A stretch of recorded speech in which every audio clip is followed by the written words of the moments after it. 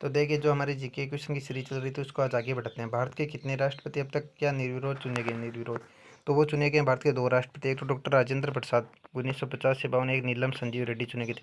तीसरी वरीयता से चुने गए थे भारत के राष्ट्रपति वीवी गिरी। प्रथम महिला राष्ट्रपति कौन है? वो आपको प्रतिभा पाटिल। और ऐसे राष्ट्रपति जिनके पद पर रहते हैं मृत्यु हुई जाकिर हुसैन, और दूसरे थे फखरुद्दीन अली अहमद। ठीक है, और यह था राष्ट्रपति। वर्तमान में कौन है? रामनाथ कोविंद। और उपराष्ट्रपति कौन है वर्तमान में?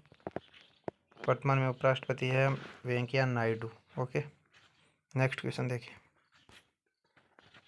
भारतीय संविधान में इसके साथ में थोड़ी चीज़ और बता दूं। देखिए, प्रथम राष्ट्रपति कौन बने थे? डॉक्टर राजेंद्र प्रसाद। दूसरे डॉक्टर सर्वपल्ली राधाकृष्णन, जो कि देश के प्रथम उपराष्ट्रपति थे। तीसरे बने थे डॉक्टर जाकिर हुसैन, और बाद में बने थे वीवी गिरी। और उसके बाद में बने थे वीवी गिरी के बाद में फखरुद्दीन अली अहमद और बीडी जत्ती थे कार्यवाहक राष्ट्रपति। बाद में नीलम संजीव रेड्डी। नीलम संजीव रेड्डी के बाद में बने थे ज्ञानी जैल सिंह, जिन्होंने जेबी बिट्टो का प्रयोग किया था। बाद में वेंकट रमन, और उनके बाद में शंकर दयाल शर्मा, और बाद में के आर नारायणन, देश के प्रथम दलित राष्ट्रपति। उनके बाद में वो एपीजे अब्दुल कलाम, प्रथम वैज्ञानिक राष्ट्रपति। और प्रतिभा देवी सिंह पाटिल, प्रणब मुखर्जी, और वर्तमान में है रामनाथ कोविंद। ये है देश के सभी। अब देखो, देश में अब तक 4 महिलाओं ने राष्ट्रपति का चुनाव लड़ा, ये इंपॉर्टेंट है। पहली थी लक्ष्मी सहगल, इन्होंने लड़ा था जाकिर हुसैन के खिलाफ। बाद में दूसरी थी मनोहरा होलकर, इन्होंने लड़ा था वीवी गिरी के खिलाफ। बाद में तीसरी थी प्रतिभा देवी सिंह पाटिल, और ये चौथी थी मीरा कुमार, इन्होंने लड़ा था रामनाथ कोविंद के खिलाफ। ये चारों याद है। अब देखिए नेक्स्ट। भारतीय संविधान में 11वां मौलिक कर्तव्य 11वां मौलिक कर्तव्य 11वां मौलिक कर्तव्य या अधिकार नहीं, मौलिक कर्तव्य कौन से संविधान संशोधन के जोड़ा गया? तो देखिए, ये से पूछा जाए मूल संविधान में कितने मौलिक कर्तव्य थे, तो उत्तर हो जाएगा 0। 1975 में कमेटी बनी थी सरदार सवर्ण सिंह कमेटी, उसकी सिफारिश पर 42वें संविधान संशोधन 1976 में 10 मूल कर्तव्य जोड़े गए थे। इनका संबंध है आर्टिकल 51 क और भाग 4 क। भाग 4 में तो है नीति निर्देशक तत्व है, जो कि आयरलैंड से लिए गए। तो उत्तर हो जाएगा 11वां जोड़ा गया था 86वां संविधान संशोधन, और यह बना था 2002 में। ठीक है,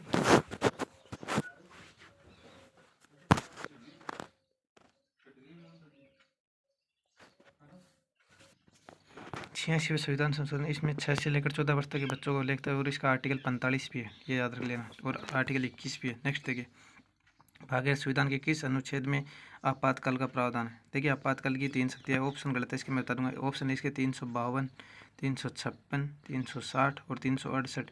देखिए, आपातकालीन शक्ति ली गई जर्मनी से। 352 में नेशनल इमरजेंसी, 56 में स्टेट इमरजेंसी, 60 में फाइनेंशियल इमरजेंसी, और 368 का ये ऑप्शन है, इसमें है संविधान अमेंडमेंट, संविधान संशोधन, जो प्रक्रिया दक्षिण अफ्रीका से ली गई थी। अब देश में वर्तमान तक समय तक 3 बार राष्ट्रीय आपातकाल रुक चुके हैं। 52, 71, 75। 75 में लगातार राष्ट्र आंतरिक अशांति के नाम पर, जिसको 44वें संविधान संशोधन 1978 के तहत सशस्त्र विद्रोह नाम कर दिया। और 62 में लगा था भारत चीन युद्ध, और 71 में लगा था इंडो पाक युद्ध, भारत पाकिस्तान युद्ध। ठीक है, तो इसका उत्तर हो जाएगा राष्ट्रीय आपातकाल का 352। और 356 सर्वाधिक लंबे समय तक लगा था पंजाब में, सबसे ज़्यादा लगा अब तक यूपी और मणिपुर में 10 बार। ओके, 360 अभी तक लगा नहीं है। नेक्स्ट क्वेश्चन देखिए, सुप्रीम कोर्ट के मुख्य न्यायाधीश के सेवानिवृत्त होने की उम्र क्या है? अब देखिए, सुप्रीम कोर्ट कब लेगा है सुप्रीम कोर्ट। तो देखिए, सबसे पहले तो सुप्रीम कोर्ट की प्रथम महिला न्यायाधीश कौन थी? फातिमा बीबी। और हाई कोर्ट की लीला सेठ, और सत्ता न्यायालय की अन्ना चांडी। अब देखिए, वर्तमान में देश में हाई कोर्ट कितनी है? हाई कोर्ट है देश में वर्तमान में 25। नवीनतम कौन सा? अमरावती।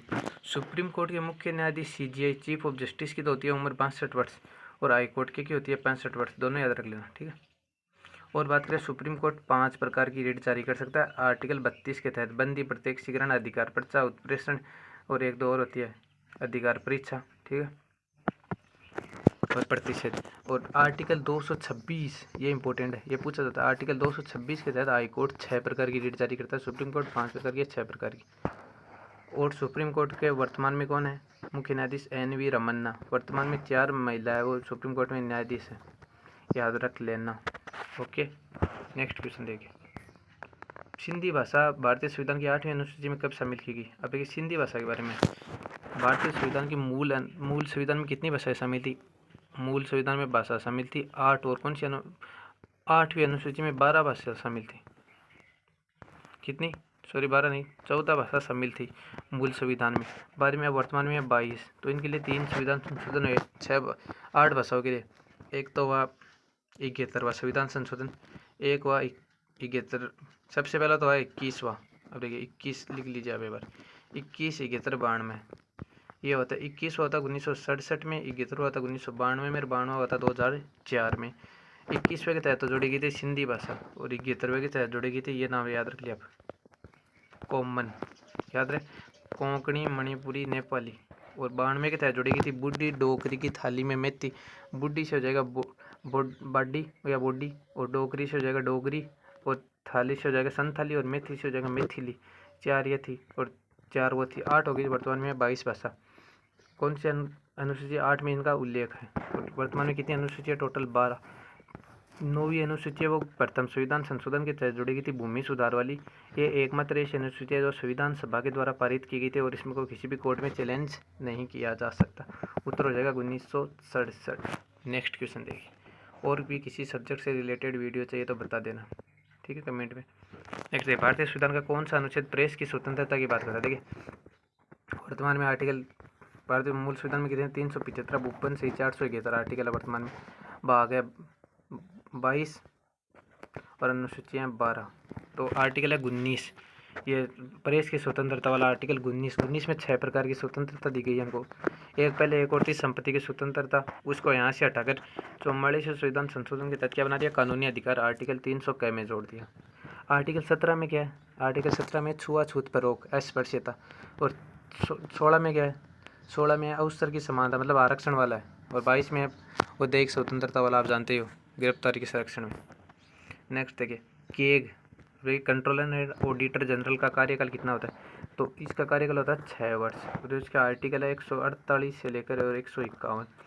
ये राज्य में तो जो रिपोर्ट होती है, राज्य की यह रिपोर्ट तैयार करता है, वो तो सौंपता राष्ट्रपति को, राज्य में सौंपता राज्यपाल को, और यूटी की सौंपता है, यूटी के मतलब यूटी यूनियन टेरिटरी, केंद्र शासित प्रदेश की सौंपता है वहाँ के प्रशासक को। तीनों इंपॉर्टेंट है, याद रख लेना।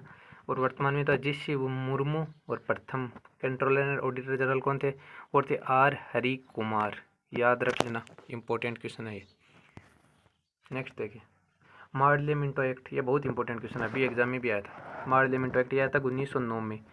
उसमें मार्ले थे, ये तो थे भारत के वाइसरॉय, और मिंटो था कोई प्रशासनिक अधिकारी ब्रिटेन का। इन्होंने एक व्यवस्था तैयार की थी पृथक निर्वाचन हेतु, मतलब हिंदू और मुसलमानों के लिए। ये देश में आपस में दंगे कराने चाहते थे और इसका फ़ायदा उठाना चाहते थे, इसलिए इन्होंने ये व्यवस्था लागू की थी। और बाद में देखिए 1919 में क्या हुआ? 1919 में एक तो हुआ रोलेट एक्ट, याद आपको, एक होता है जलियांवाला बाग हत्याकांड, दोनों याद होना चाहिए। 19 मार्च को रोलेट एक्ट और 13 अप्रैल को जलियांवाला बाग। 1 अगस्त 1920 से क्या लागू हुआ था? असहयोग आंदोलन चालू हुआ था। कौन इसमें वाइसराय कौन था? लॉर्ड चेम्सफोर्ड, याद रखना, लॉर्ड चेम्सफोर्ड। और 1931 में क्या चला था? 31 में चला था सविनय अवज्ञा आंदोलन। और 1927 में साइमन कमीशन भारत आया था। 1942 8 अगस्त 1942 को चला भारत छोड़ो आंदोलन, उसमें वाइसराय थे लॉर्ड लिंथिन। ओके, 1946 में संविधान सभा बनी थी, सारे बता देता हूँ। पहली बैठक 9 दिसंबर को हुई थी। अस्थायी अध्यक्ष थे सत्यनारायण सिन्हा। नेक्स्ट देखिए, निम्न में से कौन सी अक्षांशीय रेखा भारत को 2 भागों में बांटती है? अब देखिए, भारत को 2 भागों में बांटने वाली अक्षांशीय रेखा है कौन सी? करक रेखा। और ये करक रेखा यह पूछा जाता है भारत के कितने राज्यों से गुजरती है, तो ये इंपॉर्टेंट है। करक रेखा भारत के 8 राज्यों से गुजरती है, गुजरात, राजस्थान, मध्य प्रदेश, छत्तीसगढ़, झारखंड, पश्चिम बंगाल, त्रिपुरा, और लास्ट में आ जाएगा वो मिजोरम। अब ये इंपॉर्टेंट है, याद रख लेना आप कितने राज्यों से गुजरती है। और इसके सबसे नज़दीक राजधानी कौन सी है? वो है रांची। और सबसे दूर राजधानी, ये प्रश्न केबीसी में पूछा गया था, सबसे दूर राजधानी है जयपुर, याद रख लेना। और एक होती है भारतीय मानक समय रेखा, ये गुजरती है 5 राज्यों से। भारत का मानक समय लेगा इलाहाबाद की नैनी से, 5 राज्यों से गुजरती है। देखिए, उत्तर प्रदेश, मध्य प्रदेश, छत्तीसगढ़, उड़ीसा, आंध्र प्रदेश। 5वां क्रम याद होना चाहिए, बहुत बार पूछा गया एग्जाम। अब देखिए, भूमध्य रेखा को 2 बार काटने वाली नदी कौन सी है? इसमें कांगो नदी, याद रख लो। कर्क रेखा को माई नदी राजस्थान वाली, और मकर रेखा को काटती है लिम्पोबे नदी या मुरे डार्लिंग नदी, 2 नदी हैं, एक ऑस्ट्रेलिया की, ये लिम्पोबे है, ठीक है। नेक्स्ट देखिए, और ये भूमध्य रेखा है, ये जो विक्टोरिया झील है उसके मध्य से गुजरती है। हिमालय किस भाग में करेवा पाए जाते हैं? करेवा वृक्ष होते हैं शंकुधारी, तो देखिए किस भाग में पाया जाता है। सिडनी बुराड नामक एक वैज्ञानिक था, उसने हिमालय को 4 भागों में बांटा था, प्रादेशिक विभाजन बोलते हैं उसको। देखिए ये इधर से कौन सी नदी जाती है भारत के सबसे, जो पाकिस्तान में जाती है, सिंधु। इसके बारे में यह है सतलज। ओके, सतलज के बारे में यह आती है काली नदी, जो नेपाल और उत्तराखंड के बीच में। बारे में आती है तीस्ता नदी, और ये आती है ब्रह्मपुत्र नदी। इन चारों के बीच में हिमालय। ये हो गया कश्मीरी हिमालय, सिंधु और सतलज के मध्य। बाद में सतलज और काली नदी के बीच में हो गया नेपाल हिमालय, और काली और तीस्ता के बीच में हो गया कुमाऊँ हिमालय, कुमाऊँ। और तीस्ता और ब्रह्मपुत्र के बीच में हो गया असम हिमालय, याद रख लेना। और इसका उत्तर है कश्मीर हिमालय। यह सिडनी विराट के विभाजन थे, इंपॉर्टेंट है। अब देखिए लोकटक झील किस राज्य में स्थित है, बहुत इंपॉर्टेंट क्वेश्चन। लोकटक झील, देखिए लोकटक झील स्थित है मणिपुर राज्य में, मणिपुर। यहाँ पर संगाई हिरण पाया जाता है। काबुल लामजाओ राष्ट्रीय उद्यान है, वो यहीं पर पाया जाता है, जहाँ पर उसे तेरता हुआ राष्ट्रीय उद्यान कहते हैं। अब देखिए केरल में क्या है, पेरियार राष्ट्रीय उद्यान वेबनाद्री है। उत्तराखंड में है हेली राष्ट्रीय उद्यान, जिम कार्बेट जो पहला था, और उसका वर्तमान में नाम कर दिया रामगंगा राष्ट्रीय उद्यान। प्रोजेक्ट टाइगर सबसे पहले यहीं पर चालू हुआ था 1973 में।